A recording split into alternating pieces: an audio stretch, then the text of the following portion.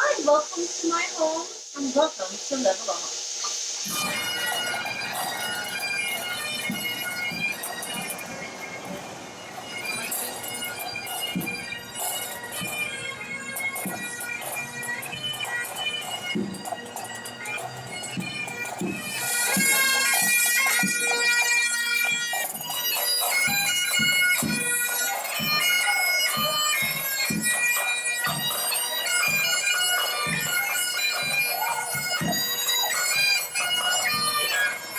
Hi, I'm Charmaine Valerio with the Live Aloha Show. We have Tony Young as our special guest. Yes, today on the Little Aloha Show, we are going to Hollywood. I will be talking about my film, The Photographer, which is designed to showcase the arts of Hawaii. Well, The Photographer is an independent film that I started many years ago in Los Angeles. I was doing a film called Mickey Summer Resort, and at the same time, my boss was saying, well, why don't we do a film concurrent with that, which is about Taylor Kong, a photographer that's, I guess, successful. I don't know for sure, because when we filmed it, everything was very open to interpretation. It was very, very specific in my script, and I decided to show the script around to some colleagues and friends, and they loved it.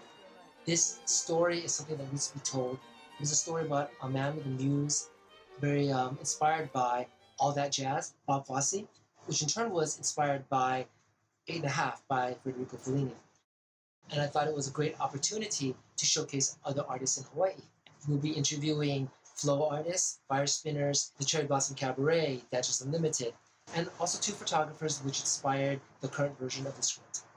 My name is Zarli Wynn. I'm an amateur photographer. My wife and I went to the very first KawaiiCon and I started taking some pictures, and I met a few of the people through the KawaiiCon forums, and we started having these little informal get-togethers, and a few of them wanted to do some non-cosplay related modeling, and through that I met a few more people, and I went to a few fashion shows and met a few models and a couple of promoters that way.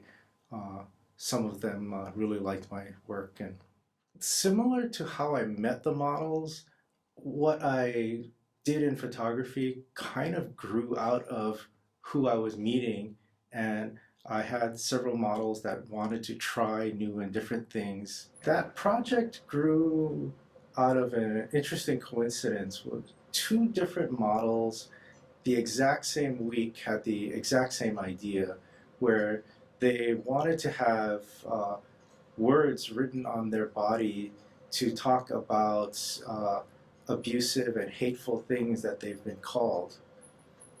And I was trying to figure out the best way to do it, because writing on somebody's body wouldn't always be easy to read, and it may smear or stain. And then one day I thought, what if I just get a digital projector and project the words? So I worked with each of the models. They made a digital slide that I loaded up onto the projector and projected the words onto them. A lot of women do get shamed for what they want to do and how they want to express themselves. And one of the reasons why I purposely left the models completely anonymous in the shots is because I wanted to ensure that anybody who sees those pictures, any woman who sees those pictures would think that could be me or that has been me. And yes, while we as a society are growing more aware of these things, there are many cases where women are shamed for behavior that other people think is unbecoming of what they should be. I don't know if I have a particular type of model that becomes my muse. A lot of times, really, what's going on is I have some friends and we discuss ideas, and I'll have inspirations, and we just say, hey, let's go do this. The photographer feels that a specific muse is good for their creative juices, then it will be good. Really, what the photographer needs is something that drives his or her passion, and if that passion happens to be one specific muse, then that photographer should, you know, use that to their advantage to improve. Photography, I've pretty much had a point and shoot camera most of my life. So my parents would give me a camera for me to play around with, so to get them out of their hair. So this is my current camera. It's Fuji. I shoot with Fuji now, so I transitioned over from Canon over to Fuji about 3 years now. So this is the current model, XT3. I started off with joining a couple of group shoots where organizers will gather some photographers and models to come out and shoot. So I started off that way. So it's a pretty, I say no pressure, or it's a good way to get familiar with shooting models and stuff. And then eventually I transitioned to contacting models individually to work with them in a collaboration sense. Selecting the models, it depends on a lot of factors. It depends on a talent, I guess, their looks, and what kind of theme they want to do. So a lot of it, since we're in Hawaii and most of the models want pictures for their portfolio to add to it, or they simply want to show off their new bikini or something like that. So I usually ask models what they want to shoot. I have shot nudes before, and there's a limit to expression, I guess, or how should I say? It doesn't leave a whole lot to the imagination when you see somebody completely naked or something like that. So I usually prefer implied shooting, something to hide some kind of mystery for the user or the person looking at the picture to kind of figure out, how they look. I like a lot of contrasty situations where I play with the direction of light and the quality of light and how it casts certain aspects of shadows on people.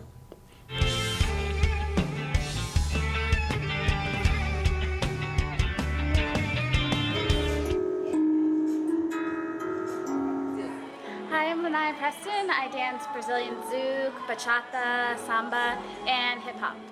I actually came to the island from a Latin dance background, so I was on a team when I was younger, and what happened was, when I came here, there was no bachata teams. I knew zouk and bachata sensual had that link, and I wanted to really get better with my techniques, so I took the zouk class on the island, and I don't know, it's really escalated my bachata dancing and all my other dances since starting. Zouk is a connection dance in which partners flow and they can dance to more modern R&B and hip-hop music. It's a very communicative dance, it's a very loving dance, and it's a very sensual dance, but not sensual meaning sexual, but sensual meaning that you're very connected and in tune with what your partner's doing.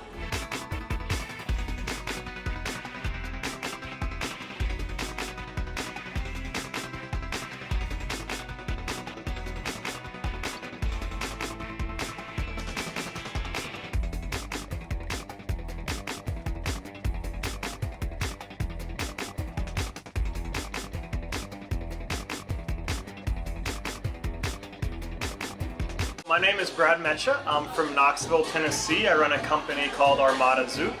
I have been dancing now for 9 years. I started when I got invited to a dance class by a friend. It was my first ever partner dance class. I loved it and I've been doing it ever since. I started teaching full time about 3 years ago, and now I just travel around teaching in different cities. So the reason I like Zouk is mostly the music. The music really speaks to me. It's a lot of different styles that we can move to.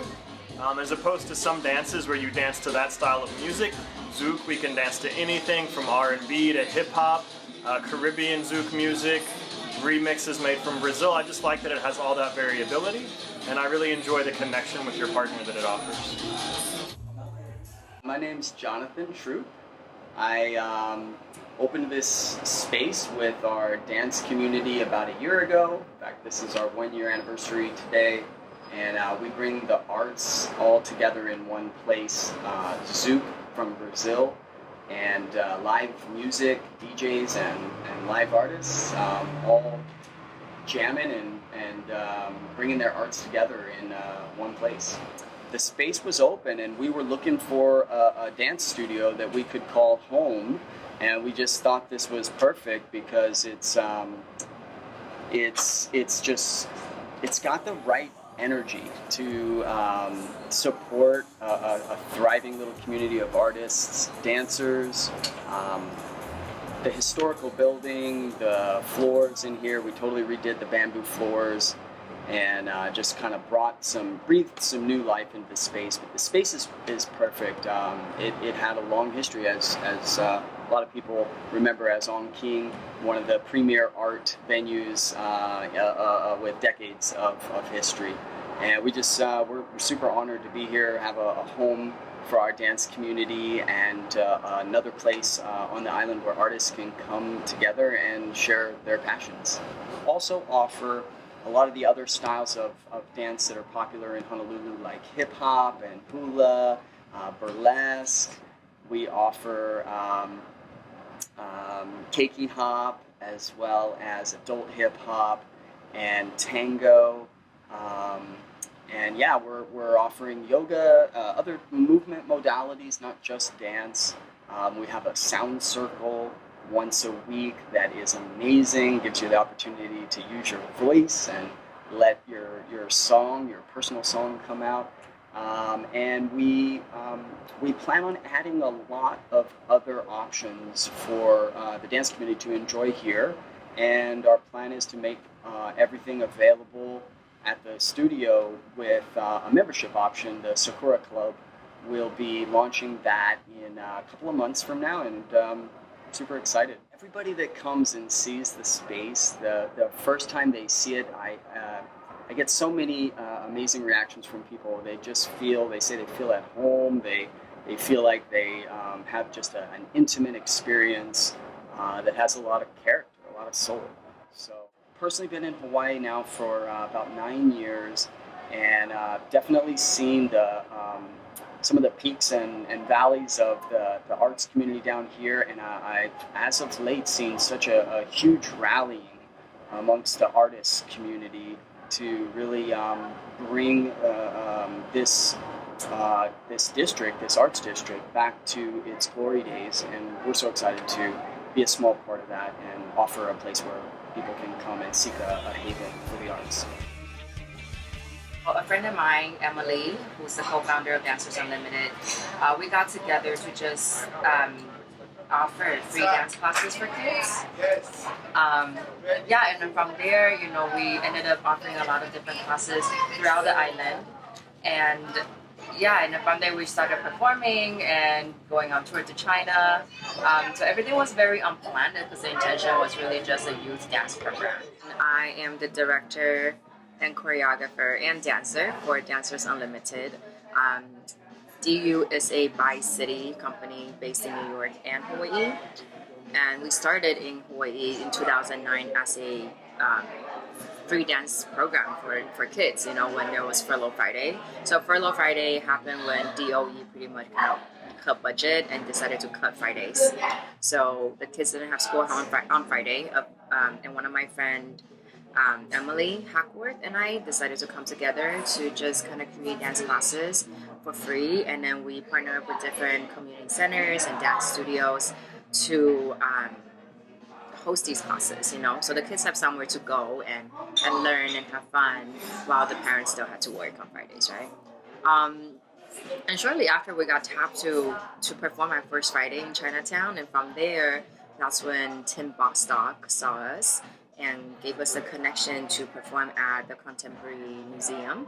their gala at the convention center. So that was like our first, major gig, and they gave us a lot of creative freedom in terms of mixing different art medium. Like we had dancers being painted into like an A feed wall of art. So these are like art installation with big A feed walls, and the themes were very much about um, indigenuity, what Hawaii is like now, modern day Hawaii versus ancient day Hawaii, and for a Hawaiian person. And also another thing, the one I was painted into was about femininity. Like, what does it mean to be feminine, to be female? Like how the world view us and how we view ourselves. And there's one about spirituality, um, and one about nature, about the land. And very interestingly, we didn't know this at the time, obviously, but that kind of planted the seeds for how do you grow artistically, because now 10 years later, all of our repertoire is about all of those things I just mentioned. So my name is Kayla Fung, and dance to me is life. It gives me life. It gives me joy. The purest form of joy. How did you get started in burlesque? It was just another form of movement, and it's really cool and it's fun and it's lucrative. So I was like, shoot, I'm gonna roll with it. It's just fun. I like messing with people.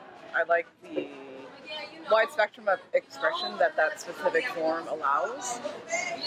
And I really like teaching it too, which is interesting because I don't really like teaching movement, but with that discipline specifically, it's very empowering, and so I approach it from like a very body positive lens, and it really has positive impacts on the community.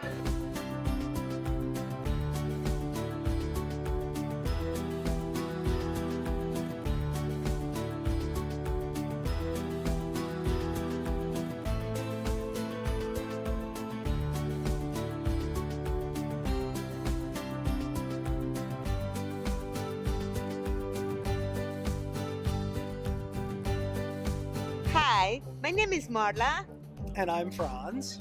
and you are watching Live Aloha.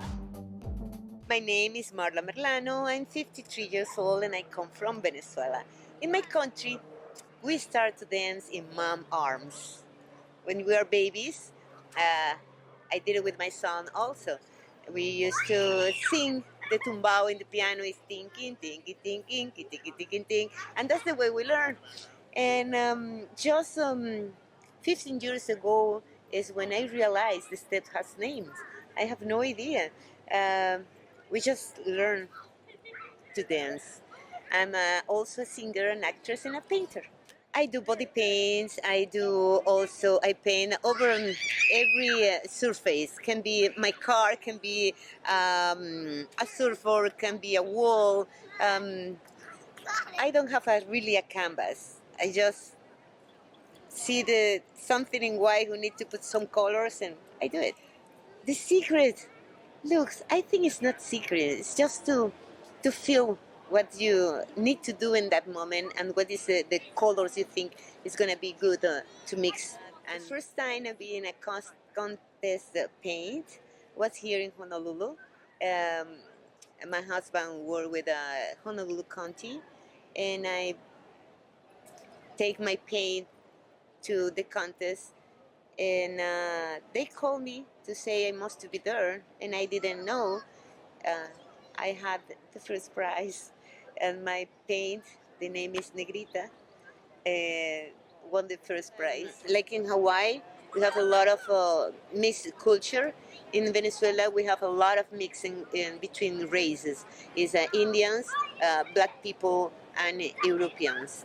And Negrita, for us in Venezuela, is the best way you can call somebody.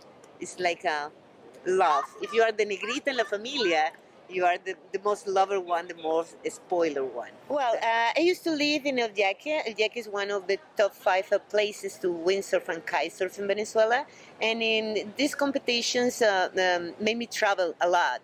And traveling to Aruba in a competition, we have a contest to body paints. And this is the first time I have a real naked body paint. What the difference between cultures is a lot. United States is freedom, because the law, but at the same time, the law made you lost the freedom because it's so much stuff you can not do. That's the difference between the Latin culture and United States. But I prefer the law because you know how to fix everything if you have a problem. Over there, you have more freedom, but when you have trouble, you don't have so much support. That's the difference between the law in Latin America and United States. Because before the Hawaiians, they used to be naked, you know, torsos naked woman. And now, here, when you show a little bit your body, even the same Hawaiians, um, they feel uncomfortable with this. In Europe, like in Latin America, we are very proud of our body, and we want to show to the people. And for me, God sent us naked. This we put it because men want clothes, and nothing better than go to swim naked in the sea. Nothing better than this.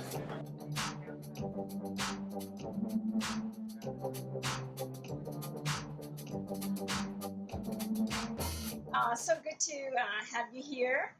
Thank you so much for willing to talk to us about your upcoming independent feature film, The Photographer. Photographer has been many years in the making. I started working for Cinema Epoch as a freelance writer and assistant about 10 years ago.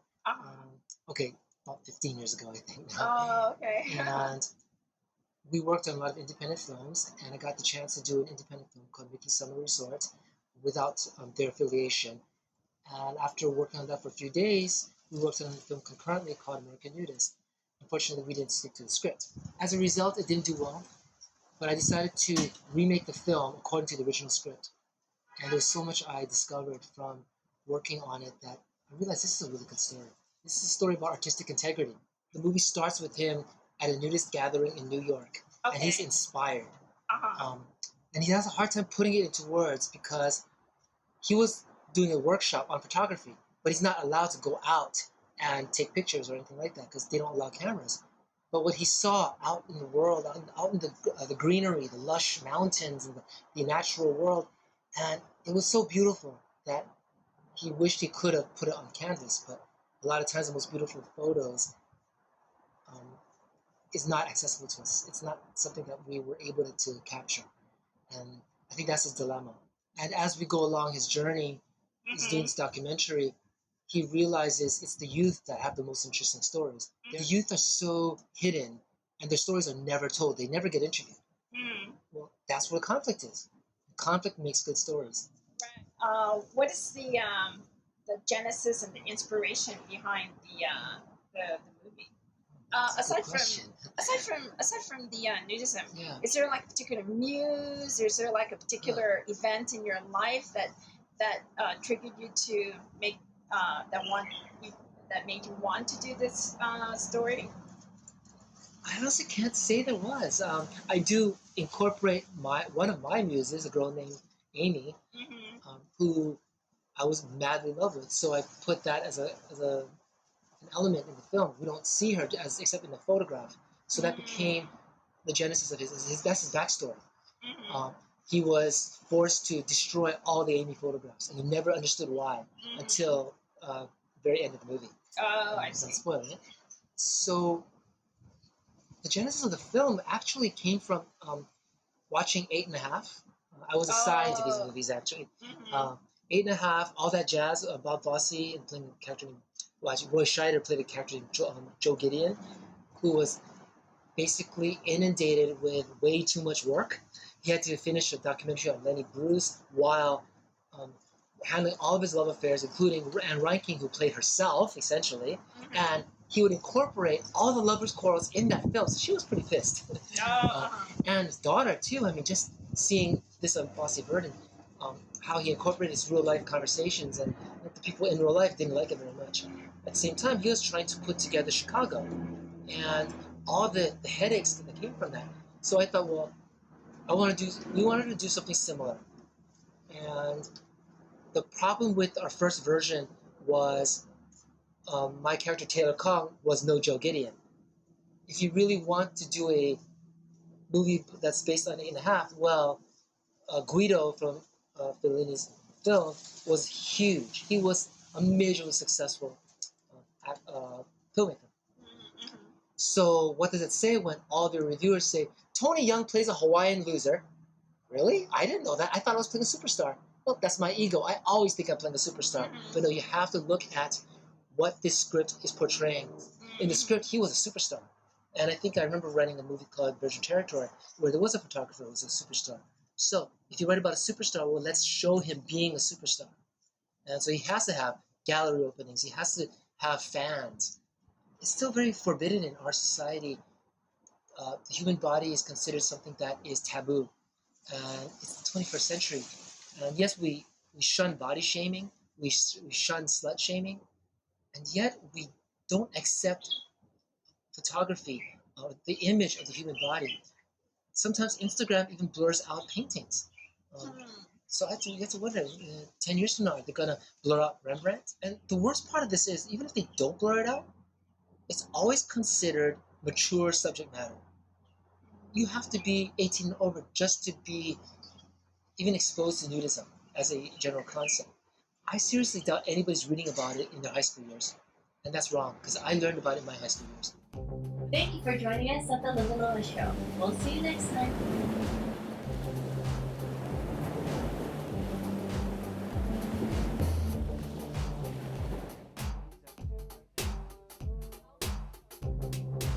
Ria Trappin.